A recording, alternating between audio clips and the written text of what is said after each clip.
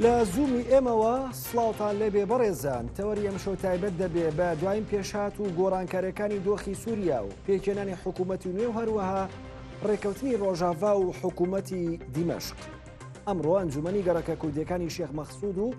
ئەشرەفیە لە پارێزگای حەلب لەگەڵ لیژنەی سەرۆکایەتی سووریا بۆ جێبەجێکردنی ڕێکەوتنی نێوان هەسەدە و دیمەشق ڕێکەوتون. بە گوێرەی ڕێکەوتنەکە پێویستە چەک تەنها لە دەستی دەوڵەتدا بێت و هەردوو گەڕەکەکەش لە چەک دا دەماڵدرێن و هێزەکانی سووریا دیموکراتیش لە ناوچەکانی ڕۆژهەڵاتی فرات دەکشێنەوە. لێرەوە پرسین ئایا گرنتیەکانی بەردەمی کورد لەم قۆنەغەدا چی دەبن لە سووریا لەگەڵەوەی ڕێکەوتن لە نێوان ئەحمەد شەرع و مەزلوم عەبدی کراوە پێشتر، بەڵام لایەنە کوردەکانی ڕۆژاوا بەشداری حکوومەتی نوێی سووریان پێ نەکراوە. بۆ تاوتوێکردنی تەوەری ئەمشەو میوانداری بەڕێز دکتۆر خالید خەیاتی مامۆستای زانستە سیاسیەکان لە زانکۆی لین شۆپینگ لە سویدەوە لەگەڵمان دەبێت. زۆر سپاس بۆ بەڕێز دکتۆر خالید. هەروە لە شاری هەولێرەوە بەڕێز سەرتیب جەوهەر شرۆڤەکاری سیاسی لەگەڵمان بەشداری دەکات. زۆر سپاس بۆ هەردوو میوانەکەم لە شاری هەولێر و لە سویدەوە. سەرەتا ئەگەر لە بەڕێستەوە دەست پێ بکەم کاک سەرتیب، لەگەڵ ئەوەی کە پێشتر ڕێکەوتنێک لە نێوان ئەحمەد شەرع سەرۆکی نوێی سووریا و هەروەها مەزلوم عەبدی فەرماندەی گشتی هێزەکانی سووریا دیموکرات هەسەدە کرا، بەڵام وەک بینیمان لە ماوەی چەند ڕۆژی ڕابردووە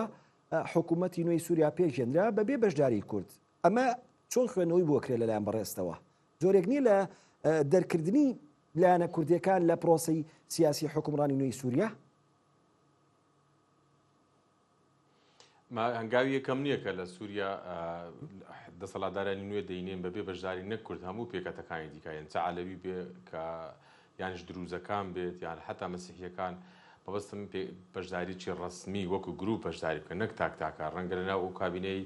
ئەحمەد شەرع کە نوێ لە دەرەوەی هەموو سیاقێکی قانونی و شەرعی دایمەزراند کورد هەبێت لەناو حکوومەتەکەی، بەڵام نوێنەرایەتی کورد ناکات، چونکە ینی نوێنەری کورد نیە بالئەسڵ. ڕەنگە لە دیمەشقدا بنیشێ و هەر لە خۆیان و نزیک بێدایان نابێت. ئەم هەنگاوانەی کە ئەحمەد شەرع دەینێت لە چوارچێوەی بیری تێڕوانینی ئیسلامیانە و ڕادیکالانەی خۆیانە بۆ چۆنیەتی حکومڕانی، یعنی لە مەسەلەی نووسینەوەی دەستور و پێکێنانی لیژنەی نووسینەوەی دەستور و یعنی هەموو ئەو هەنگاوانەی دوای ڕوخانی ئەسەد کە دەبوایە بەم شێوەی ئێستا نەبوایە لە دەرەوەی سیاق و لە دەرەوەی نەریتی دیموکراتی لە دوای ڕوخانی ڕژێمەکان دەنجێت ناوێتی و پێم وایە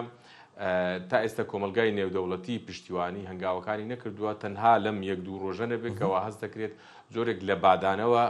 لە ڕێی ئەمریکا و لە ڕێی ئەوروپا هەستی پێ دەکرێت. پێم وایە مەترسیە وام ڕێکەوتنەی لە حەلەبیش کراوە، پێم وایە لە ژێرفشاری ئەمریکیەکان کراوە. زۆر سپاس بۆ ڕوونکردنەوەکەت کاک سەرتیب. ئێستا چمە لای میوانەکەم بەڕێز دکتۆر خالید خەیاتی. دووبارە سڵاوت لێبێ کاک دکتۆر. کاک سەرتیب ئاماژەی بەوەیە کرد کە لە ئێستادا بە شێوەیەک لە شێوەکان کورد و هەروە چەندین کەمینەی تریش لە سووریا پەراوێز خراون پەڕگیر کراون. ئەمەش بۆ خۆی بە شێوەیەک لە شێوەکان خوێنەوەی ئەوە کرێ کە کورد خراوەتە دەرەوەی هاوکێشەی بەڕێوەبردن و سیاسی لە سووریای ئەمڕۆیە، لە کاتێکدا لە دوای پێکێنانی حکوومەتی نوێەوە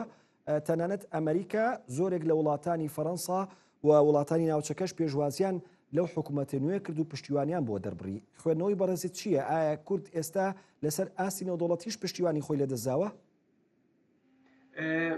ڕێز و سڵاو بۆ ئێوە، بۆ بینەرانی تەلەڤیزیۆنی زووم، هەروە بە میوانی بەڕێستان کاک سەرتیب جەوهەر. حقیقت دەزانی چۆنە هەردوو ئالتەرناتیڤەکەی کە بەڕێزت باسی دەکەی ڕاستە. لەلایەک حکوومەتێک لە سووریا پێک هاتووە کە ئەو حکوومەتەوە کاک سەرتیب جەوهەر باسی کرد نۆنەرایەتی پێکاتەکانی سووریا ناکا، بەڵام لە هەمان حاڵدا ئەمە تۆزێک گۆڕانکاریش دەبینین. یعنی ئەو حکوومەتی ئێستیا ئەگەر بیهەوێ هیوایەکی بۆ داهاتووی خۆی هەبێ دیارە دەبێ وڵاتانی دەوروبەری و هەروە کۆمەلگای نەتەوەی تەعاملی لەگەڵ بکە. بۆ ئەوەی بتوانن تەعاملی لەگەڵ بکەن ئەو حکوومەتە بێ بەردەوام گۆڕانکاری لە خۆیدا پێک بێنەوە. گۆڕانکاریش بە ئاراستەیەکدا بڕوە کە لە ڕاستیدا بتوانێت نۆنەرایەتی هەموو سووریەکان بکە بە کورد و عەلەوی و دروز و ئەوانی دیکەشەوە. بەڵام ئەوەی لە حاڵی حاضردا لە بەردەستانە بەش ناکە، ینی بەشی ئەو نۆنەرایەتیە ناکە، بەڵام ئەو حکوومەتە بۆ ئەوەی بتوانێت بەردەوام بێ و نەکەوێ و لە داهاتوویەکی هەبێ و هەروە بتوانێت متمانە و پشتگیری کۆمەلگای نێونەتەوەی بەتایبەت وڵاتانی ئوروپایی کە سەقامگیریان دەبێت مەجبورە گۆڕانکاری لە خۆیدا پێک بێنە. بەڵام پێم وانێ کورد کەوتوتە دەرەوەی معادلەکان بە پێچەوانە ئەو ڕەوتەی ئێمە ئەوڕۆ لە ڕۆژهەڵاتی نێوەڕاستدا دەبینین سرە ڕای ئەوەی کە دیاردەکاتیەکان لەوانەیە هێندێک ئاماژەی ناڕاستەوخۆ ڕاستەوخۆی نێگاتیڤیان لە پەیوەندی لەگەڵ کووردا هەبێ من ئەو گۆڕانکاریانە بەگشتی و لە پەیوەندی لەگەڵ کۆی مەسەلەی کووردا بە شتێکی پۆزیتیو و نەرینی دەبینم. بەڵێ کاک سەرتیب کۆمنتی بەڕێزت لەسەر ڕوونکردنەوەکەی دکتۆر خالید ئەو وەکو بەڕێزت ینی ناومێد نییە لە دۆخەکەڵێت گۆڕانکاری هەیە لە دۆخی سووریای ئەو سووریای ئەمڕۆی بەلاوە پەسەندترە لە سووریای سەردەمی ڕژەمەکەی بەشار ئەسەد. یعنی بەڕای بەڕێزت ئەمڕۆی سووریا باشترە بۆ کورد لە وڵاتە یاخود سەردەمەکەی ڕژەمی بەشار ئەسەد؟ ئێمە بێگومان کە تەماشای ڕووداوەکان و گۆڕانکاریەکان دەکەین بابەتیانە تەماشا دەکەین ڕەنگە گەر مقارنە بکەین فەرقەکە ئەوەندە زۆر نەبێ لە بینی هەردوو لا سەبارەت بە مەسلەی حکومڕانی چونکەوانەیە ئێستا هاتوونەتە حکومڕانی چەمانگێک هاتوون زارە دیار نییە بە تەمای چین و نەتیجەی حکومڕانەکان چی دەبێت. بەڵام ڕێکارەکانی کە ئێستا دەبین ڕێکاری خراپن و هیچ کام لە گروپە سەرەکیەکانی سووریا عەلەویەکان بێت دروست بێت کورد بێت پێکاتەی دیکە کە کەم نین بۆ نمونە مەسیحیەکان لە نێوان 5 بۆ 6 لە سەدای سووریان بەشدار نین لە حکومڕانی و لە داڕشتنەوەی ژیانی خۆیان بۆ داهاتوو. ئەوەی کە ئێستا دەبیندرێ ئێمە باسی ڕێکەوتنە سیاسیەکان باسی پەیوەندیە نێودەوڵەتیەکان باسی ئەگەر و پێشاتەکان دەکەین. ئەوەی لەسەر ڕۆژی ڕابردوو ڕوویداوە بۆ نمونە لە 25 مانگ ڕێکەوتنێک کراوە لە نێوان هەسەدا و تورکیا بۆ ڕاگررتنی شەڕ لەکوێ لەو ناوچانەی کە ناوچەی تەماسن لە منبەج و لەو دەوروبەرە. ئەمە یەکێکە لەو گۆڕانکاریانەیە کە جۆرێک لە ئارامی شەڕ ینی ئارامی دەبەخشێ بە ناوچەکە شەڕ ڕادەگرێت. دووەمیان ئەو ڕێکەوتنەی حەلەبە کە ئەمڕۆ ئەعلان کرا 14 خاڵ پێک هاتووە. ئەمە لە چوارچەوەی هەوڵی ئەحمەدی شەرع بۆ دامرکاندنەوە و بەڕە لە پێڕاشێشانی ئەو گروپانێکەوە یان کەمکردنەوەی ئەو گرژیانی کە لە ناو منتەقەکانی خۆی هەستی پێ دەکرێت. و من پێم وایە پێکێنانی ئەم حکوومەتە و مبارەکەکردنی لەلایەن ئەمریکا و ئەوروپا ئەمە گۆڕانشتی کێ لەسەر ڕۆژی ڕابردوو پێدەچێت ئەمریکیەکان لە گفتوگۆ بن لە ژێرەوە لەگەڵ ئەم دەسەڵاتدارانەی ئێستا بۆ بەرفراوانکردن نفوسی خۆیان لە ناوچەکانی ئێستا لە ژێر کۆنتترۆلی ینی گروپی ئەحمەد شەرعدایە و یەکێک لەو قسە و باسانەی ئەمڕۆ دوێنێ باس دەکرێت کردنەوە و دامەزراندنی قاعیدەیەکی عسکەریە لەکوێ لە مەتاری زومەیر. پێم وایە ئەگەر بەم شێوەیە بێ ئێمە دەیبەستنەوە بە ئەگەر ئەوەیە کە ئەمریکا شوێنی رووسیا دەگرێتەوە لە سووریای نوێ ئەگەر بێت و ئەو دەنگ و باسانە ڕاست بێ بە جۆرێک کاتی خۆی رووسەکان حەزیان دەکرد نێوانگیری نێوان کورد و دیمەشق بکەن بەڵام حەزیان نەدەکرد ڕێککەون. ئێستا ئەمریکیەکان ئەگە بست لە شوێنی ئەوان وەکو ڕۆڵ ئەو ڕۆڵە بگۆڕنەوە پێم وایە حەز دەکەن پەیوەندیان هەبێ و دانوستانیان هەبێ و نێوانگیری هەردوولا بکەن بەڵام حەز بە ڕێکەوتن ناکەن. بوونی ئەمریکا لە سووریا حالەتێکی تایبەتە وەکو شوێنی دیکە نییە یعنی هەم نایەنەوەی ئەو منتقەی لە ژێر دەسەڵاتی کووردا ڕادستی ئەحمەدی شەرعی بکەن بۆ چونکە ئەحمەد شەرع بۆ خۆی پیاوێکە متمانەی نییە و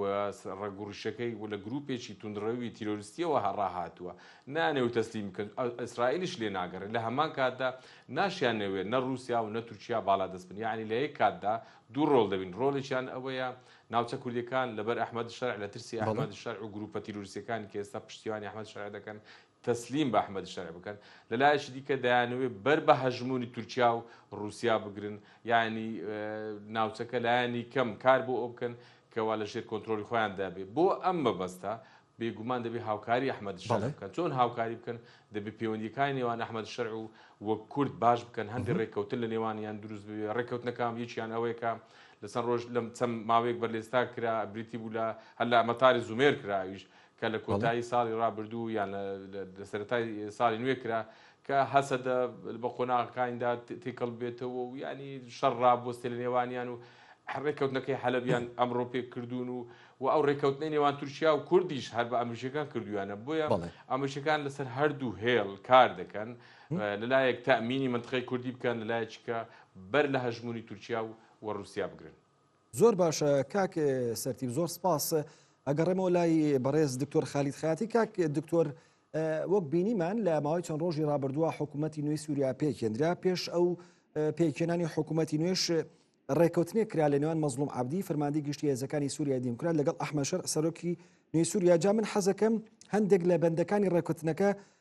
عرضي جنابه بكم ضمان حقوق جميع السوريين في المشاركة في العمليات السياسية وكافة مؤسسات الدولة بناء على الكفاءة دون تمييز ديني وعرقي. أما جمع بس أويك أبي جرنتي ما فكاني سرجم سوريا كان لبجداري بيكرنيا لبروسي بريو بردنو بروسي سياسية ولدامزراوة كاني دولتها بكرت لسر بنماي توانستو هێزوو توانە بەبێ هیچ جیاکاریشی ئاینی و نەتەوەی. پێ وایە نەبوونی وەزیرێکی کورد لە حکوومەتی نوێی سووریا ئەمە چۆن هەڵەسەنگێنێ؟ ئەمە نەسفی ئەم ڕێکەوتنی نێوان مەزلوم عەبدی و ئەحمەد شەرع ناکات؟ حقیقت ئەو دەقەش بۆ خۆی کەم و کورتی زۆرە. ئەو دەقا وەکو کورد باسی کورد وەکو کورد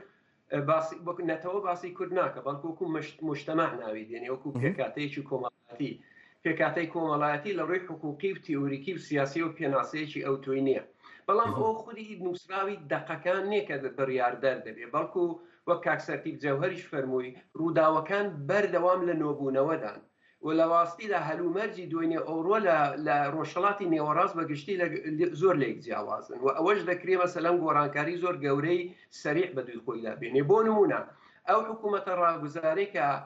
ئەحمەد شەرع سەرەتا درستی کرد بوو، 15 کەسی ئەوانە کەسانی جیهادی پێشوو بوون و کە لە لیستی ترۆری ئەمریکاودا بوو خەڵات بۆ سەریان دیاریکراوە. بەڵام ئێستە ئەو جورەی کە باز دەکەن حکوومەتێکی ناسیاسی تێکنۆکراتی دروست کردووە. تێکنۆکرات بۆ معنایەی کە ئەوانە سەر پێش ئەوەی کە حکوومەتێکی سیاسی بن لە ڕاستیدا وەڵامدەرەوەی پێداویستی ژیانی ڕۆژانەی خەڵکی سووریا بن کە ئەوڕۆ لە ڕەوشێکی خراپی ئابووریدان. جا بۆیە ئەمە ناتوانین خۆ بە دەقەکان ببەستینەوە. کەواتە پرسیارەکە ئەوەیە بەڕێزت ئاماژەت بۆ کرد کە ئەم حکوومەتە پێوترێ حکوومەتێکی تەکنۆکرات، واتە کەسایەتیەکان وەزیرەکان لەم کابینەیە خەڵکانی تەکنۆکراتن. لە زیاتر لە 3 ملیۆن هاوڵاتی کورد لە ڕۆژاوای کوردستان لە سووریا کەسێکی تەکنۆکرات نەبوو ببێ بە وەزیر لەم حکوومەتە نوێی ئەحمەد شەرع؟ بەڵێ یەک وەزیری کوردی تێدا من سەرەتا ڕامگەیان کە ئەو حکوومەتی ئێستا نوێنەرادی پێکاتە نەتەوەیەکان ناکە بە هیچ شەشنێ. من هاوڕام لێردا سەرتی جەوهەر، بەڵام ئەوەی ئەمن باوەڕم پێێتی ڕەوتی گۆڕانکاریەکان بەردەوامە. بۆیە ئەو شەی ئێستێم ئەو دۆخی ئێستێم لە زمانی حکوومەتی بەشار و لەسەد چاترا ئەگە بە ڕۆڵەت کورد دەستەڵاتیشی زیاتر بۆ کاتە سیاست مردبوو بە بنبەست گەیشت بوو. بەڵام ئێستا سیاست سەرڕای هەموو ئازارەکانی زیندووە. ئیسرائیل بەردەوام هێرش دەکاتە سەر سووریا. ئیسرائیل تەحملی ئەوە ناکە کە حکوومەتی ئێستای سووریا بەو پێشینەی کە هێتی چەکی ئستراتژیکی بەدەستەوە بێ. ئەوە بە هیچ شێوەیەک ڕوونادا لە داهاتووی سووریادا. ئەوەش معنای ئەوەیە کە لە ئاستی هاوکێشەی عەسکەریدا کوردەکان دەتوانن ئیمکانێکی زیاتریان بەدەستەوە بێت. تەنانەت تورکیەش کە لە سەرەتای دامەزرانی دەستەڵاتێکی کوردی لەو ناوچەوەیە لە حاڵەتی هێرشبەرانەدا بوو، ئەوڕە بە هۆکاری جۆر بەجۆر یەکەوەی پرۆسەیەکی سیاسی لە تورکیەدا کراوەتەوە. 2 تورکیە تا ملان دە قەیرانی ئابووریدایە و 3 تورکیە قەیرانێکی سیاسی زۆر گەورەی هەر ئێستا لەگەڵ ئۆپۆزیسیۆنی خۆی هەیە. بۆیە دەست نادا پێشکە بێنێ بە هێرشەکان. بۆیە تورکیش پرۆسەیەکی دانوستاندنی لەگەڵ کوردان دەست پێ کردو. بۆیە من بەو هۆکارانەی کە باسی دەکەم سەرڕای ئەو ئازارانە، سەرڕای ئەوەی کە کورد لە ناو حکوومەتی ئێستای سووریەشدانین، من داهاتووی کورد زیاتر لەوەی دەبینم کە ئێستا هەیە. داهاتوو کورد پەراوێز ناخە. ئەگەڕێمەوە لای بەڕێزت کاک دکتۆر خالید، ئەچمەوە بۆ لای کاک سەرتیب بەگەریژێر لە دڵمێ بە کاک سەرتیب. دیارە ئەم حکوومەتە نوێی سووریا بە سەرۆکایەتی ئەحمەد شەرع کەم قۆناغە بەڕێوە ئەبرێت پێوترێت کە حکوومەتێکی نزیک لە دەسەڵاتی تورکیا و ئایا ئەم حکوومەتە تا چەند لە ژێر هەژمونی تورکیا ئەمێنێتەوە و بڕیارەکانی لە دژی کورد بە دیاریکرایش لە دژی ڕۆژاوای کوردستانە بێت؟ بەڕای بەڕێزت ئایا ئەکەوێتە ژێر کاریگەری بڕیارەکانی دەسەڵاتدارانی تورکیاوە لە دژی کورد؟ سەبار خاڵێکی گرنگە باسکەن ئەویشەوە بەشداریکردنی عادیلانە و ناعادیلانەی ینی پێکاتەکانی سووریا خێرێک نی ئەحمەد شەرع بە پێکاتەکانی بکە، بەڵکو بە شێوەیەکی ینی لە ڕووی نەریتیەوە هەر دەسەڵاتیش دیکتاتۆر یا نادیموکرات کە دەڕوخێ قۆناغێکی پێ دەگوترێت قۆناغی ڕاگوزەر ئەم قۆناغێکی هەستیارە و پێکاتەکان بە شێوەیەکی ڕەنگە متەساوی بەشداری بکەن یان بە زۆرێک لە زۆرەکان وەکو گروپ دەستن ناو عملیەکی دووبارە نووسینەوەی داهاتووی خۆیان ینی ئەگەر هەڵبژاردن نییە بەخۆ ناکرێت بم شێوەیە بەشداریکردن ڕەنگە ئەو کوردی دانرابێت لە حکوومەتەکەی ئێستا کە لە دیمەشقا هەر کوردیش نەزانێ ئەمە وەکو کات خۆشی کورد هەبوو لە حکوومەتی عێراقی بەڵام نوێنەرایەتی کوردی نەدەکرد بۆیە مەفروض بوو دەستەیەکی دامەزرێنە دەستەیەکی نووسینەوەی ئینتیقالی بۆ دەستور هەبێ ینی ئەو ڕێکارانەی کە ئەوان گرتیانە بەر ئێستا دوورینی کراسێکە بۆ حکومڕانەکەی ئەحمەد شەرع بە پێی ئەوەی خۆی دەیەوێ هیچ کام لە پێکاتەکان بەشدار نین بەڕای بەڕێزت جگەل لەوەی خاڵی دووەمیان ئەمە ئەو پرسیارە بکەم ببوورە گەڕینەوە سەر پرسی تورکیا و کاریگەری و هەژمونی تورکیا لێنەوە دوێخی سووریا ئەمە ئەو پرسیارە لە بەڕێزت کەم کاک سەرتی پێت وایە ئەم عقلێتەی کە پێشتر بە عقلەتێکی توندڕە و بەشێک لە تیرۆریستان ناسێنراوە هاوکات عقلێکی خۆسەپێنیشە ئەوێت بە شێک لە شوێکان خۆی بسەپێنێت پابەر نەبێت بە ڕێکەوتنەکانەوە ئەحمەد شەرع ئێستا هاتووە خۆ هەر هەمان ئەحمەد شەرعی کە سەردەمی ئەو سەردەمەیە کە بە تیرۆریست ناسێنرا ینی ئایدۆلۆژیایەکە لە پشت بیرکردنەوە و ئەو گروپانی لەگەڵیشین لە ناگەڕن خۆ هەموو بڕیارێک بدا بۆیە بە عقلێتێکی عروبی و بە عقلێتێکی مرکزی هاتووە دەیە حکومڕانی سووریا بکە ینی بیەوێ نەخشەڕێی داهاتووی سووریا بە پێی ئایدۆلۆژیا و بیرکردنەوەی خۆی بۆ داهاتوو سووریا دابڕێژێتەوە یان داهاتوی سووریا بەپی خواستی خۆی دابڕژێتەوە و لەو چوارچێوی کە خۆی دەوێت حتا لەو بڕگەی کە جەنابیشت باسی کرد باسی ئەوەی بابەشداریی عادیلانە و نابێت هیچ گروپێک کە تەحمیش بکرێت باسی دیموکراسی نەکراوە خۆی لە ئەساسدا دیموکراسی بناغی بەشداریکردنی سیاسیە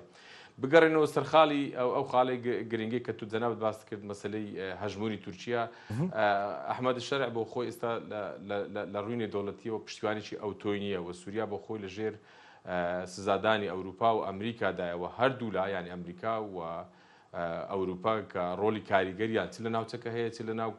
لە ناو کۆمەلگای نێودەوڵەتی و لە ئەنجومەنی ئاسایشەیە مەرجیان هەیە بۆ ئینتیقالی سوڵتا بۆ گواستنەوەی سوڵتا ڕەنگە لەم قۆناغا ئەحمەد شەرع بیەوە وەکو کۆتر خۆی پیشان بدا ینی باس لە حەقی کەمینەکان بکە باس لە دەستوری بکەوە حەقی پێکاتەکان نەخورێ و بەشدارێکی حەقیقیان لە حکومڕانیدا هەبێ ئەمە قسەیە و لەسەر وەرەقەی و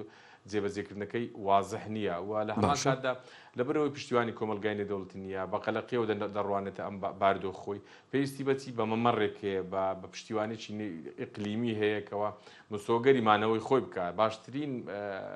پشتیوانیش لەم کاتەدا تورکیایەوە بەرژەوەندی هاوبەشیشیا هەیە بەرژەوەندی هاوبەشەکەیان چەند خاڵێکە گرنگترینیان پرسی کووردە یعنی کورد تورکیا نەیاری قەزیە کووردا دوژمنی قەزیە کووردە لە سووریا و ئەوانیش بڕایان بە قەزیە کوردنیە و دەیانێت ئیسیفادە لەو دژایەتی تورکیا بۆ قەزیە کوردی وەربگرن و ببێتە مای ڕێککەوتنیان بۆ پشتیوانی یەکتر ینی هەم ئەحمەد شەرع پشتیوانی هەژمونی تورکیا بکەوە هەم تورکەکانیش پشتیوانی ئەحمەد شەرع بکەن بۆ مانەوە کەواتە ئەگەر ئەو پرسیارە ئاڕاستەی بەڕێز دکتۆر خالید خاتی بکەم کاک دکتۆر وەکو ژەمان لێبوو کاک سەرتیب جەوەر ئەڵێ ئەم ڕووداوانەی کە ئێمەی بینین لە سووریا ئاماژەیەکی مەترسیدارن بۆ داهاتوویەکی نزیک یاخود داهاتوویەکی دوور کە بە شێر لە شێوەکان ئەحمەد شەرع ویستی ئەوەی هەیە کە دەسەڵاتێکی مرکزی بسەپێنێت و هەموو سووریا کۆنتترۆل بکات و ڕێگە بە کەس نەدات. من ئەمێ ئەوە بپرسم سووریای سەردەمی ئەسەد تا ئەندازەیەک سووریایەکی ئێرانی بوو لە ئێستا توانین بڵین سووریا ئەمڕۆ سووریایەکی تورکیە و ئەم جۆرە عقلێتەی دیمەشق و ئەنقەرە تەنها و تەنها ئامانجی سەرەکیان بەڕاستخستنی پێکاتەی کوردیە لە سووریای ئەمڕۆیە دەزانی لۆژیکی دەوڵات ئەوەیە ئەمە ئەوڕۆ لە دنیادا 1970 دەوڵەتمان هەیە 1993 لەو 1970 ئەندامی نەتەوە یەکگرتوەکانن تەواوی ئەو دەوڵەتانە هەموو لەسەر ئەساسی لۆژیکی خۆدا سەپاندن دروست بوو یەک لەوانش ئەو حکوومەتەی ئێستای ئەحمەد شەرع ئەگەر دەست بدا تەنانەت پێی خۆش نییە کە دەنگێکی جیاواز و زمانێکی جیاوازش لەسەر ساحەی سووریا و تەنانەت بگرە لە ڕووی ئاینیشەوە ئاینێکی جیاواز جگە لە عەرەبی سونی و ئێخوانی هەبێ بەڵام ئایا واقع ئەوەندە ڕێگا بەوە دەدا ئەوەی کە پێشگرە لە ئەحمەد شەرع یەک پێشینەکەی ئیدۆلۆژیەکەیەتی کە سەر بە ڕوتی ئیخوانی ئیسلامی تونندڕەوە و لە عێراق بۆ ئیشی ئیرهابی و تروریستی ئەوانەی کردو. ئایا ئەو بەشەرا و کابینەکەی چەندە توانایی ئەوەیان هەیە کە لەو ڕابردووی خۆیان بەڕاستی وەلووری جەوهەریەوە خۆدا بتاشن؟ دوو، بۆ ئەوەی ئەو دەستەڵاتیان پسەپێنن پێویستیان بە هێزی ڕق هەیە، کەرەستەی ڕق. چەندە ئەو کەرەستەی ڕقیان لەبەردەستدایە و چەندە کۆمەلگای نێونەتەوەی و ئەمریکا وڵاتانی کە ئەوڕۆ ساحەی سووریان بەدەستەوەیە ئامادەن ئەو کەرەستە ڕقە بدەن بەو حکوومەتی ئێستای سووریا کە من پێم وانێ ئەوە هەبێ. سێ، ئەوەی کە دەڵێن حکوومەتی ئێستای سووریا لەژێر هێژمۆنی تورکیەدایە، من لەسەر ئەو باوەڕنی تەنانەت بەرپرسانی دەسەڵاتداری کوردیش بەرایەتی خۆسەر لەسەر ئەو باوەڕن کە بە تەواوی لەژێر هێژمۆنی تورک دانیە، بەڵکو تورک هێزێکی دیکەی ڕاستەوخۆ لە پەیوەندی لەگەڵ خۆیدا تیار کردووە. ئەو وەزعی کە ژیۆپۆلیتیکی ناوچەش کاک خالید ئیسرائیل بەردەوام هێرش دەکات. بەڵێ گروپە چەکدارەکان لە سەردەمی ڕژێمی بەشار ئەسەد بە درێژایی 14 بۆ 15 ساڵی ڕابردوو لە نێو خاکی تورکیا مەشق و ڕاهێنانی سەربازیان پێکرا، هاوکاری داراییان بۆ دابینەکرا، موچەکانیان لەلایەن حکوومەتی تورکیا بۆ دابینەکرا، ئەوەی کە بە پێی راپۆرتە نێودوڵەتیەکان. بۆیە ئەوترێت ئەم پێویستە ئەمڕۆ ئەحمەد شەرع چاکەی دوێنێ تورکیا باتەوە و گوێڕایاڵی ئەوامێرەکانی سوڵتانی تورکیا بێت بە شێوەیەک لە شێوەکان. ئەمە تا چەند ڕاستە بەڕای بەڕێزت؟ دەزانیت بۆ ئەوەی ببی بە دەوڵات دەبێت باڵانس و لە ڕاستیدا تەوازونێک لە پەیوەندیەکانت دروستکەی. تەمەشاکە ئەحمەد شەرع پێویستی زیاتر بە سعودیە تا بە تورکیا یا بە هەردووچیانە دەتوانن بڵێن. سعودی لە ڕووی ئابوووریەوە یا تەنانەت ئامارات کە ئەوانە لە ڕەوتێکی جیاوازی هزری ئیسلامی و لێ پێشینەیەکی جیاوازان ئەگە بێنە ناو بازارەکەەوە، ئەحمەد شەرع ناتوانێت تەواوی کارتەکانی خۆی لە دەست تورکیەدا بنێ یا هەموو هێلکەکانی بخاتە سەبەتەی تورکیا. ئەو عەقڵێتی دەوڵەت وای دەوێت. بەڵام ئایا وە کاک سەرتیب جەوهەریش باسییان کرد، ئایا ڕەوتی ڕووداوەکان ڕێگا دەدا ئەحمەد شەرع و کابینەکەی و دەوڵەتەکەی ئەو خەونانەی کە هەیەە بێنە ئاراوە یا مجبور دەبن خۆ بگۆڕن و دەگەڵ ویستەکانی کۆمەلگای نێونەتەوەی و هەروە ئەو واقعی کە ئەوڕۆ سووریا بەسەر ئەوانەیدا فەرز دەکات خۆ بگونجێننی هەننا. ئەوانە هەموو پرسیارن لە پێشیان کە نەبوو خۆیان وڵامی ئەو پرسیاریان هەیە، نە کۆمەلگای نێونەتەوەیش وڵامی ئەو پرسیارانە دەزانێت، نە دۆخی ئێستای ناوچەژ و ئەو گۆڕانکاری گەورانەی کە احتیمالە لە داهاتوودا زیاتر بێنە ئاراوە مەجال دەدا ئەمە مەسەلەن لەسەر داهاتوویەکی سەقامگیر و مسۆگەر بە سووریا قسە بکەین. لەوانەیە یەک لە سەناریۆکان ئەوانەیە ئەوەیە کە هیچ چەشنە ڕێکەوتنێک لە نێوان کورد و حکوومەتی ناوەندیدا لە ڕووی عملیەوە نەکەوێتە قۆناغی پراتیک و جێبەجێکردنەوە و حاڵەتی دۆخی ئێستایی ئەوان لە ناوەند مێنەوە کوردەکانیش لە جێی خۆیان بمێنەوە، بەڵام هێندێک ڕێکەوتنیان هەبێ. زۆر باشە کاک دوکتۆر خالید، زۆر سپاس بۆ ڕوونکردنەوە کە کاک سەرتیب پرسیاری جەوهەری ئەوەیە لە ڕاستیە ئەکرێت عەقڵێکی تیرۆریستی دوێنێ هاوپەیمانێکی ئەمڕۆ بێت بۆ ئەمریکا وڵاتانی خۆرئاوە ڕۆژئاوە. وەکو بینیمان لە ماوەی ڕابردووە ئەحمەد شەرع و گروپە چەکدارەکانی تورکیا لە لیستی تیرۆرا بوون، بەڵام لە دوای ڕاگەیاندن و پێشێنانی حکوومەتی نوێی سووریا زۆرێک لە وڵاتە ئەوروپیەکانیش پشتیوانیان بۆ حکوومەتەکە دەربڕی و تەنانەت ئەمریکاش پشتیوانی کرد. ئەم خوێندنەوەیە چۆنە بێت؟ خوێندنەوەی بەڕێزت چییە بێت لەسەر ئەمە؟ لەو ناوچانەی کە ئێستا ئەحمەد شەرع کۆنترۆل کرد پێشتر دوو نەوع گروپ هەبوو. گروپێکیان بریتی بوون لەو جەماعەتێک کە تورکیا دامی دەکردن، ئێستا هەر نزیکەی 105 خاچی سووریایان بەدەستەوەی و تورکەکان ڕاستەوخۆ دامیان دەکەن وەکو عەفرین و دەوروبەری عەفرین و سەرەکانی تاگریسپیان بەدەستەوەیە و جەماعەتی ئەحمەد شەرعی شەبوون، یعنی هەیە تحریری شام هەبوون، ئەوانە لە قاعیدە جودا بوونەوە، لە داعش جودا بوونەوە، ئەمانە زیاتر ئەمریکیەکان بە ناوی خۆیان گۆڕی کردیانە جەبهەتە نوسرە. ئەمریکیەکان دامیان نەکدام عیلاقەیەکیان لەگەڵیان هەبوو دوای ئەوەی کە لە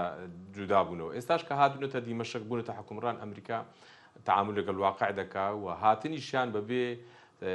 بەبێ پشتیوانی ئیسرائیل ئەمریکا نەبوو کە هاتن دیمەشقیان کرد و ئەمریکا بە خۆتان دەزانن و ئەمریکای کە شەو ڕۆژ باسی دیموکراسی دەکا، ئەمریکایەکە لە ڕووی ئەخلاقیەوە دەتوانین ناقۆسیش بنین بێ ئەخلاقا، یعنی نا ئەخلاقی تعامل لەگەڵ میلەتانی ناوچەکە دەکات. دەبینین ملەتانی سووریا خۆ پێشتر هەر تۆباران دەکران، ینی مەبەست ئەوەیە جەنابەت سیاسەتەکانی ئەمریکا ببوورە کاک سەرتیب جۆر پێ دوایە کە سیاسەتەکانی ئەمریکا لە ناوچەکە سیاسەتێکی خاڵیە لە مۆڕاڵ و تەنها بەرژەوەندیەکانی خۆی ڕەچاوەکات بەبێ بەرژەوەندی پێکاتە و نەتەوەکانی دیکە مەسەل ئەوانی کە لە ناوچەکانان هەر لە مێژوودا وابوو لە مێژوودا چە ئەوروپا چە ئەمریکا ئەخلاقیان نەبووە بەرامبەر میلەتان ئەوەی کە باس دەکەن هەر کەڤەرە بۆ جوانکردنی قسە و سیاست و بۆ بیان و گرتنە بەو میلەتانی کە دەیانێ گۆڕانکاری تیا بکەن یان پشتیوانی بکەن یان دژیان بن ئەو تا لە ئەفغانستان کشانەوە لە 2019 و لە ئەمریکا لە ڕۆژاوای کوردستان کشانەوە بە بەرچاوی هەم دنیا تورکەکان کوردیان تۆ باران دەکرد بۆم باران دەکرد ینی ئەوە نی ئێمە تەماشای ئەمریکا بکەین پێم ئاواوی ئەمریکای بۆ پشتیوانی دیموکراسی و ئازادی و مافی چارەنووسی گەلان تەعامل لەگەڵ واقع دەکەن ئەوان بەرژەوەندەکان لەکوێ بێ ئیتر لەوێ ئەو کەسێک کە ئەوان دەیانێت پشتیوانی بکەن ئەوە کەسێکی دیموکراس خوازە کەسێکی ئازادی خوازە ینی ئەمریکا بۆ شتانە ینی سەری پێوە نییە بۆ شتانە ینی ئامادەن بکەن و بیانوێک دەبینەوە بنە نەتیجە بۆی بیانی شکی خۆیان بەسەر بکەن ئێستاش کە تەعامل لەگەڵ ئەحمەد شەرع دەکەن خۆ لەناو قایمەی ئیرهابی ئەمریکادایە تیرۆری ئەمریکادایە ئەوان تەعامل لەگەڵ واقع دەکەن دوو بەرە لە ناو سووریا هەیە ئێستاکە بەرەیەک بریتە لە تورکەکان و رووسیا تقریبا لە هەندێک لە یەکتر نزیکن بەرەی خەلیج و ئەمریکا بەیەکەوەن هەردوو لا محاولە دەکەن لەو ناوچانی کە ئەحمەد شەرع لە ژێر ینی کۆنتترۆلی کردووە ئێستا بکەوتە ژێر هەژمونی خۆیان بۆیە لە ململانێدا هەنا و خەلیجیەکان زۆر لە ڕووی ئەعلامی و زۆر پشتیوان زۆر باشە کاک سەرتیب تورکیا لەو ناوچێ دوور بخۆنەوە من دەبێ ئەو بەس ئەو ئاماژەی بدەم کە ئەو دوو ململانێ هەیە ئێستا ئەمریکا دووسێ ڕۆژە هەست دەکرێت فشار لە کورد زیاتر دەکا و هیوادارین لەسەر حیسابی حق و حقوقی کورد یان لەسەر حیسابی استحقاقی سەوری کورد ئەمریکا بەژۆنەکانی خۆی جێبەجێ زۆر سپاس کاک سەرتی بەگەڕێمەوە لای بەڕێز کاک دکتۆر خالید خەیاتی کاک دکتۆر وەکو بەڕێزی شت ئاماژەت پێکرد ناوچەکە لە بەردەم کۆمەڵێک پێشهات گۆڕانکاری کۆمەڵێک ڕووداوی ینی گەورەیە ئەم ڕووداوانش بە پێشچاوی ئەمریکاوە ڕوو ئەدەن و ئەم پەراسخستنە بە شێوک لە شێوەکان کە لە بەرامبەر کووردا هەیە لە سووریا و هەروە تۆبارانکردنی ناوچە کوردەکە لەلایەن تورکیەوە هەموو ئەم ڕووداوانە بە پێشچاوی ئەمریکاوە ڕوو ئەدەن پێ دوایە ئەمریکای سەردەمی دۆناڵد ترامپ باشترە بۆ کورد یاخود سەردەمی ئیدارەکەی جۆ بایدن پێشتر دیارە جێک سۆلیڤان لایەنە کوردیەکانی ڕۆژاوای کوردستانی وەکو هاوبەشێکی سەرێکی ئەمریکا ئەگەر وەکو هاوپەیمانیش هاوپەیمانی سەرێکی ئەمریکا ناینەبردی وەکو هاوبەشێکی سەرێکی ئەمریکا لە ناوچەکەیان نایەبردن بەڵام ئێستا ئەمڕۆ ئیدارەکەی دۆناڵد ترامپ چۆن ئەڕوانێتە ڕۆژاوای کوردستان سەرتیبجەبەر وڵاتانی ڕۆژاوایی لەسەر بنەمای بەرژەوەندی هاوپەیمانێتی دەبەستن و نزیک دەبنەوە دوور دەکەن و زۆر بە تایبەتی تر ئیدارەی ئەوڕۆی ترامپ بە شکلێکی بیزنس وەک کۆمپانی تەماشای سیاست دەکا و لەگەڵ سیاست معاملە دەکا و هەڵسوکەوت دەکا بۆیە لەسەرەوە ناتوانێت تۆ حیسابێکی استراتێژیکی درێژخایەنت هەبێ و من پێم وایە کوردەکانی سووریە بۆ بابەتەش ئامادەن دیارە ئەوە هێندێک زەرەر و زیانی خۆی هەیە و یەک شتی دیکەژەمەوە بیر بێنینەوە ئەو هاوپەیمانێتی کە ئەمریکا لەگەڵ کوردەکانی هەیە لە سووریا هاوپەیمانێتێکی سیاسی استراتێژیکی فرەڕەهەند نییە بەڵکو تەنیا و تەنیا لەسەر ئەساسی شەڕی دژی ترۆر و داعش پێکاتوە و زۆرتر بواری عسکەری و تەنسیقی عسکەری هەیە بۆیە دەتوانێت هەرسی زووتریش هەڵبەشێتەوە بەڵام یەک شتی دیکە ئارادایە مەسەلەی بەرژەوەندی و ئاسایشی ئیسرائیلە ئاسایشی ئیسرائیل لە خاڵی لەسەرەوەی ئاجێندای ئەمریکاشدایە لە ناوچەدا ئەتۆ تەمەشاکە ئەو کێشەیەڕۆ لەگەڵ ئێران هەیە و ئەو هەڕەشە ڕاستەوخوانەی کە هەم ئەمریکا و هەم ئیسرائیل لەسەر ئێرانی دەکەن لە پەیوەندی لەگەڵ ئەوەی ئێران سەر بنەمای و نامەیە کە بۆ حکوومەتی ئێرانیان و بۆ شخصی ڕێبەراتی ئێرانیان ناردووە لە ڕاستیدا تەمکین بکە و ملکەت بێ بۆ ئەو بیستانەی ئەمریکاوەنیش نایکەن یعنی لە داهاتوودا لەوانەیە لەو لای عێراق لە پشتی سنوورەکانی باشووری کوردستانەوە هێندێک ڕووداوی گەورەتر لەوەی کە ئەوڕۆ لە سووریەدا هەیەبێتە ئاراوە خودی ئەوانە معادلەی ژیۆپۆلیتیکی ناوچە دەگۆڕیە و من پێم وایە هەر گۆڕانکارێکی دیکە لە لای ئەو لاشەوە بێتە ئاراوە لە بەرژەوەندی کووردا دەبێت لە 12 میلیۆن کوردی ئێران هەیە کوردی ڕۆژهەڵات ئەوەش بۆ خۆی وزەیەکی زۆری هەیە ڕەهابوونی ئەو وزەیە دەتوانێت بارودۆخەکان بە ئاراستەیەکی دیکەدا ببا من پێم وانە ئەو مەترسێکە لەسەر کوردی ڕۆژهەڵات هەیە ئەو حکوومەتە ناوەندەی سووریا لە ڕووی ئەسکەریەوە ناتوانێت بگاتە ئەو ئامادەگەی بکە بتوانێت ململانی ڕاستەخۆی سەگداری لەگەڵ بکە ئەگەر توانی بە تا ئێستا دەیکرد والإسرائيليش هیچ قد ناهێ ڕێ نادا کە ئەو حکوومەتە چەکی استراتێژیکی بەدەستەوە بێ. تورکیاش بەهۆی ئەو قەیرانانەی هەیەی و هەروە ئەو پرۆسەی لەوێ لەگەڵ کوردستی پێ کردووە هێندێک بارودۆخەکەی گۆدراوە. ئەم پێم وایە لە ڕێگایەک دەگەرێت کە بە شکلێک ئابرووی خۆی بکرێتەوە نەیەڵێ زۆرتر لەوە تووشی شەدی. ئەم پێم وانێ تورکیە بتوانێت لە داهاتوودا شەڕێکی ئەو توی ڕوبەڕوو بوونانەوە لەگەڵ کوردەکان. پێم وایە کوردەکان ئامادەی ئەوەشن کە ئەمریکا سوێنێ لە ناکاو بڕیار بدا و هێزەکانی خۆی لە ناوچە بکشێنێتەوە. بەڵام ئەوەش ڕوون نییە چون رووسیا دوایە دێتەوە جێ ئەوە پڕ دەکاتەوە. هێندێک شتێ ڕاستە ئەمریکا ئەرجحیەتەکەی چین و ئاسیای دوورە ڕۆژهەڵاتی نێوەڕاز نییە لە حاڵی حاضردا. بەڵام ئەگەر سوێنێ لەگەڵ ئێران شەڕ هاتە ئاراوە خۆ ئێمە نازانین بارودۆخەکان بە ڕۆژ دەگۆڕدرێن. بۆیە ئێمەش دەبێت بۆ لێکدانەوە تەفسیر ئامادە بین هەر کات. زۆر باشە، زۆر سپاس بۆ شیکاریەکەت کاک دکتۆر خالیت. کاک سەرتیب ئەمەیە و پرسیارە ڕاستی بەڕێز بکەم لە هەر ساتێک وەختێکە پێشبینی ئەوە کرێوەکو کاک خالیت کاک دکتۆر خالید ئاماژی پێە ئەکرێت ببینین ڕۆژ لە ڕۆژان هێزەکانی ئەمریکا لە ناوچەکە بکشێنەوە. ئەو کاتە کارتەکانی دەستی کورتچی ئەبن ئەوترێت کە کورت بە شێوەک لە شێوەکان پەیوەندی هێنی هەیە هاوپەیمانێکی نێنی ئیسرائیلە. ئەتوانێت ئیسرائیل بکە بە ئەڵتەرناتیڤ بۆ پاراستنی بەرژەوەندەکانی بەتایبەت لە ڕۆژاوای کوردستان؟ پرسیمانەوەی ئەمریکا لە سووریا دایمەن جێ قەلق بووە لە ڕابردووش و لە ئێستا شەرجێ قەلقا. بەڵام جگە لە ئەمریکا ئێستا فەڕەنسیەکان لە تاوازویکی باشیان لە ڕۆژئاوای کوردستان هەیە و ئێستا ئیسرائیل هاتوونە ناو معادلەکە و وڵاتانی دیکەی ئەوروپا هەرچەندە بە قەبارەی گچکەتر لە سووریا وجودیان هەیە. بەڵام مەسلەی ئەمریکا زۆر گرنگە چونکە ئەمریکا وەکو سەرقافڵە وایە کاتێکی اعتراف بە ئەحمەد شەرع دەکا هەموو ئەوروپا وەکو قاس بەیەکەوە و دقیقین و اعترافی پێ دەکەن هەرچەندە لە هەندێک بڕیار ناکۆچی ڕەنگە هەبێ. بەڵام ئەمریکا ڕۆڵە گەورەکەی هەیە ینی تەسیری لەسەر خەلیج هەیە لەسەر ئەوروپا بەگشتی هەیە. مەسلەی کشانەوەی ئەمریکا ئەگەر ینی ئەو پەیوەندی تا ئێستا کە ئەمریکا لەگەڵ کورد هەیەی پەیوەندیش زیاتر عسکەریە و چوارچێوەکەی دیارە مەسلەی زەریعەکەی ینی بیانەکەی بریتە لە دژایەتی کردوم لە ناوبردننی تیرۆر و کورد لە سووریا تا ئێستا کە چوارچێوێکی دەستوری معتەرەفینی ئەگەر هەبوایە زۆر گرنگ بوو. لە هەرێمی کوردستان لە بەرۆی هەرێمی کوردستان ناو دەستوری عێراقی دامپێدانراوە و ماف و حقوقی تقریبا دەستنیشان کراوە زۆربەی مافەکانی دەستنیشان کراوە بۆی ئەمریکا دەتوانێت ڕێککەوتن بکاوە گەورەترین قوسڵخانە لە هەرێمی کوردستان دەکاتەوە تەعاملێکی سیاسی ڕسمی دەکاتەوە. بەڵام لە ڕۆژاوای کوردستان بەس عسکەری لێیە عسکەرەکەش دەتوانێت بیچێشێتەوە گرفت بۆ کوردوزەکە ئەوەی کورد بەدەستیەوەیەتی چەند خاڵێکە یەکییان هێزی جەماوەری خۆیەتی ئایدۆلۆژیای خۆیەتی کە بەڕاستی شەڕکەر بوون لە ماوەی ساڵی ڕابردوو 10 ساڵی ڕابردوو یعنی زیاتر لە 10 ساڵی ڕابردوو. ئەوەی دومیان بەدیل بۆ ئەمریکا بینەوە بەدیلی ئەمریکاش هێزی بەدیل دیارە فەڕەنسیەکان زۆر ڕژدن لەسەرەوەی کەەوە پشتیوانی کورد بکەن و بەڕاستی مەردانە هاتوونێتە پێش لە مەسەلەی دیفاعکردن لە حقوقی کورد و دووەمیشیان ئیسرائیلە. بەڕاستی ئیسرائیل ئێستا بە بەدیل دەبێنرێت ینی بەرژەوەندیی هاوبەشەیە لە نێوان هەردوو لە بەرژەوەندی کە مەسەلەی دژایەتیکردنی تیرۆرە چونکە ئەحمەد شەرع لە ناو لیستی تیرۆرە و عروبە و عقلیەتە. من ئەمەوە پرسیارە لە بەڕێزەکەم کاک سەرتی بەگەری جۆر لێم بێ تا چەند لۆژیکیە لەم قۆناغا پشت بە ئیسرائیل ببەسرێ بە تایبەت کە ئەوترێ هێزەکانی سوپای ئیسرائیل لەسەر چیایی شارەت حرمۆنن کە 40 کیلۆمەتر لە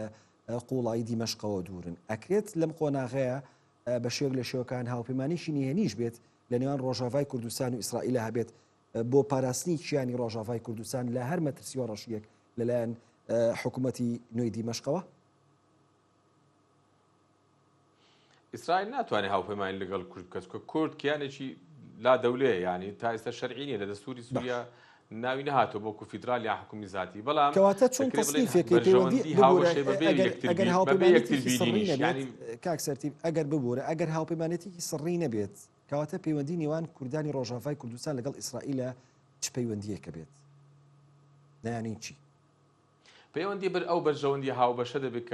کە ئیسرائیل پێشتر هەر جۆرێک لە جۆرەکان پەیوەندی لەگەر بزوتنەوەی چەکداری کورد هەبووە و لەگەڵ ڕۆژاوای کوردستان زۆر باشتر زیاتر دەبێت بۆ چونکە ئیسرائیل لە دیمەشق بە نزیکەی 25 کیلۆمەتر 30 کیلۆمەتر دوورە و مەترسیەکی گەورەی هەیە لەوەی ئەو ڕژێمە ئێستا ئەو جەماعەتە هاتوونەتە دیمەشق پەلاماری ئیسرائیل بدان یان ببنە هۆکاری بڵاوکردنەوەی تیرۆر و ینی مەترسی گەورەیان هەیە و ئیسرائیل دەوێت هەژمونی تورکیاش ڕابگرێت ناوچەکە خۆ تورکیاش مەترسی ئەو ڕژێمە لە تورکیا هەیە ئەردۆغان کەمتر نییە لە مەترسی ئەحمەد شەرع بۆ ئیسرائیل بۆ چونکە هەمان عەقلیەتن یعنی ئەویشی خوانیە و ئەو جەماعەتێکە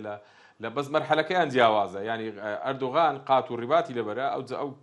ڕیشی تاشیوە ئەحمەد شەرع قات و ڕیباتی لەبەرە و ئێستا ڕیشی هەیە ڕەنگە دواتر ڕیش تاشەکە پێویست بکە یعنی قۆناغەکان جیاوازە و بەبێ یەکتر بینین ڕەنگە ئەو پەیوەندی هەر هەبێت و من پێم وایە مەسەلەی کرانەوەی ئیسرائیل بە ڕووی وڵاتانی ناوچەکە بە ڕووی ملەتانی ناوچەکە هێدی وا زیاتر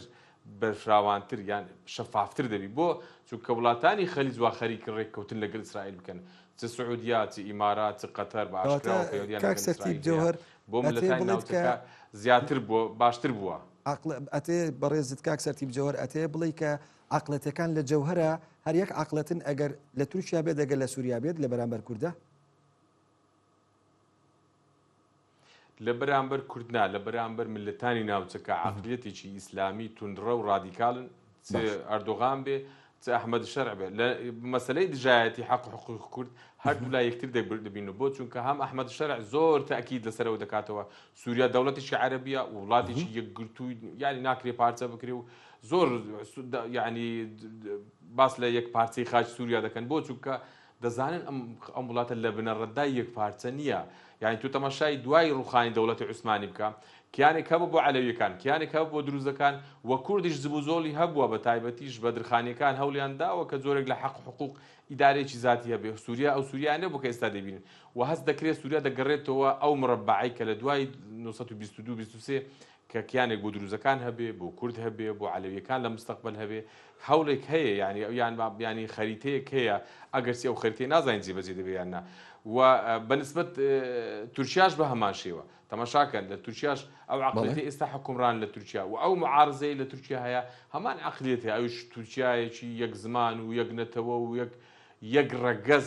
بۆ زۆر پێداگیر دەکەن هەردوو لە زۆر دژی کوردن بۆ چونکە یعنی پێیان وایە کە کورد دەبتە سەبەبی تەقسیمی هەردوو وڵات بە فعلی جوایە خۆ ئەم وڵاتانە لە ئەساسدا ماف و حەق و حقوق کوردیان خواردووە و زمینەیەک دروست بۆ ئەوی کورد هەوڵ بدا خۆی زیاب بکاتەوە بەڵێ کاک سەرتیب زۆر سپاس بۆ شیکردنەوەکەت کاک خالید خەیاتی هەروەکو گوێمان لەبوو کاک سەرتیب ئەڵێ لە مێژووی بزوتنەوەی کوردیە پەیوەندی هەبوو لە نێوان ئیسرائیل و بزوتنەوە و شۆڕشە کوردیەکانە ئەم پەیوەندیە تا چەند هۆکار بۆ سەرخستنی شۆڕشە کوردیەکان و پێشتریش ڕۆژنامەیەکی ڕووسی بەنای زافترا چەند زانیاریی بڵاو کردەوە کە بەرپرسانی باڵای ئیسرائیل پەیوەندیان بە هەسەدەوە کردووە دڵنیاییان داوە لەوەی کە ناوچەکانی ڕۆژاوای کوردستان لە بەرامبەر هێرشەکانی سوپای تورکیایە دەپارێزن تا چەند دەکرێت لەم قۆناغەیە پشت بە ئیسرائیل ببەسرێت دوو شت هەیە ئەوەڵ خوێندنەوەیەکی گشتی بۆ سیاسەتی ئیسرائیل و بە تایبەت ئاسایشی ئیسرائیل دەبێت بکەیت دوایە لەژێر تیشکی و ڕۆشنایی ئەو خوێندنەوەیە پەیوەندیە تایبەتەکانی ئیسرائیل بە کوردەوە باس بکەین ڕۆژەکانی دوای 7 ئۆکتۆبر بە سەکەری ئەرتەشی ئیسرائیل کەسێک بوو بە ناوی جانەتان کۆنریکاس ئەمە زۆر بە تایبەتی سرنجم لەو سەر و کابرایە بوو چون کەسێکی سویدیە شتێکی ڕایگەاند و زۆری جددی ینی سیاسەتی تازەی ئیسرائیل لە پەیوەندی لەگەڵ ئاسایشدا باس کرد کە گوتی لەوەدا ئاسایشی ئیسرائیل و پوچەڵکردنەوە و بێکاریگەرکردنی تەواوی ئەو هێزانەی کە بە شکلی بیلقووە و پۆتانسیل دەتوانن هەڕەشە بن بۆ سەر ئیسرائیل ئەوە لە بەرنامەی کاری ئێمەدایە و تەنانەت ئەگەر ئەوە دەوڵەتی ئێرانیش بێ ینی مەبەست ئەوەیە ئیسرائیل دەیەوێ ئەگەر ئەوەش پرۆسەیەکە ئەگەر بۆی بکرێ تەواوی ئەو هێزانەی کە لە داهاتووی ساڵانی دوور و درێژی داهاتووشدا احتیمالی ئەوەی هەبێ ببنە مەترسی سەر ئیسرائیل ئەوانە پوچەڵ کاتەوە لە خوێندنەوەی ئیسرائیل بۆ دوژمن کورد دەکەوێتە بەرەی دۆست ینی لە تەواوی ئەو باسانەی کە میدیای ئیسرائیلی دامەدەیبینین یا سەرکردەکانی ئیسرائیلی یا بەرپرسانی سیاسی وەزیرەکان تەنانەت باز دەکەن یا لە بۆنەکانی جوور بە جووردا پیرۆزبایی دەنێرن ئەوانە کورد کەوتوێتە بەرەی دۆست ئەوە لایەنی گشتەکەی کەواتە دێرەدا لەو گۆڕانکاریانەی کە ڕوودەدا و ئیسرائیل یەک لەو کارەکتە سەرەکیانەی ئەو گۆڕانکاریانەیە کورد لە بەرەی دوژمنی ئیسرائیل دانیە و لەو لاشەوە دەبینی پەیوەندی دوور و درێژی جووی هەبوو بە شکلێکی زۆر تایبەتی تر و ئەوەی کە پەیوەندی هەبێت لەگەڵ بەرپرسانی کورد لە سووریا من پێم وایە ڕاست باشە کاک خالیت خاتی زۆر سپاس ئەگەڕێمەوە لای کاک سەرتیب جەوهەر. کاک سەرتیب کاتمان زۆر کەم ماوە پێشتر ڕاگەندرا لە حکوومەتی دیمەشقەوە ئەبێت هێزەکانی سووریای دیموکرات تێکەڵ بە وەزارەتی دیفاع بکەنواتە وەزارەتی بەرگری. ئەمە بە شێوەک لە شێوەکان پلان نییە بۆ ئەوەی چەک لە دەستی هەسەدە دەربکرێت لە چەک داماڵ بدرێ و لە لایشی دیکەوە ئیدارەی خۆسەرەڵێمە پابند نابێن بە بڕیارەکانی دیمەشقەوە. خوێنەوەی بەڕێزیت لەسەر ئەم وەڵامکاریانە چییە؟ لە ڕووی عملیەوە تەسلیمکردنی چەک لەلایەن کورد بە دیمەشق زۆر زەحمەتە، یعنی هەم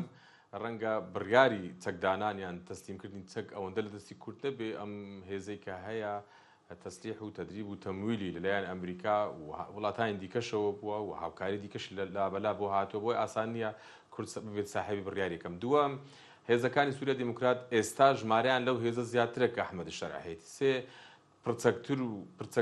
چەکتر و وازبەخانەکەیان باشترە و تەدریب و ئایدۆلۆژیان زۆر جیاوازە لەگەڵ ئەوەی ئەحمەد شەرع. سێ خاڵی سێمیان کە زۆر گرنگە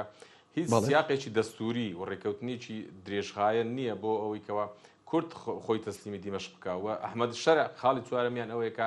کەس متمانەی پێ نییە تا کوردیش متمانەی پێ بکە و چەکی ڕادەست بکە، بەڵام لە ڕووی نەزەریەوە ڕاستە مەفروزە یەک هێز لە یەک سوپا لە سووریا هەبێ وەکو یەک سوپا لە عێراقەیە، بەڵام ڕەنگە سیغەیەک بدۆزرێتەوە ئەگەر چی دەستوریش بنووسرێتەوە لە سووریا سیغەیەک بدۆزرێتەوە بۆی هێزەکانی سووریای دیموکرات بمێنەوە. لە سووریا بۆ کورد سێ گفتوگۆی سەرچی هەیە، یەکەمیان گفتوگۆی مافی کوردە، دووەمیان مەسلەی هەسەدەیە چۆن معاملەی لەگەڵ بکرێت چۆن چارەسەر بکرێت، چارەسەر یعنی لە ڕووی دەستوریەوە. سێمینیان ئەو جوگرافیایە کە ئێستا لە ژێر دەسەڵاتی کوردایە کە لە دەستوری نوێ یان ئەو دەستوری کە ئێستا ئەحمەد شەرع ئەعلانی کردو کەمە هەر دەستور نیە لە دەستوری داهاتوو ئەگەر بێت و دابنرێت یعنی ناونیشانێک بۆ جوگرافیای بدۆزرێتەوە. بەڵێ زۆر سپاس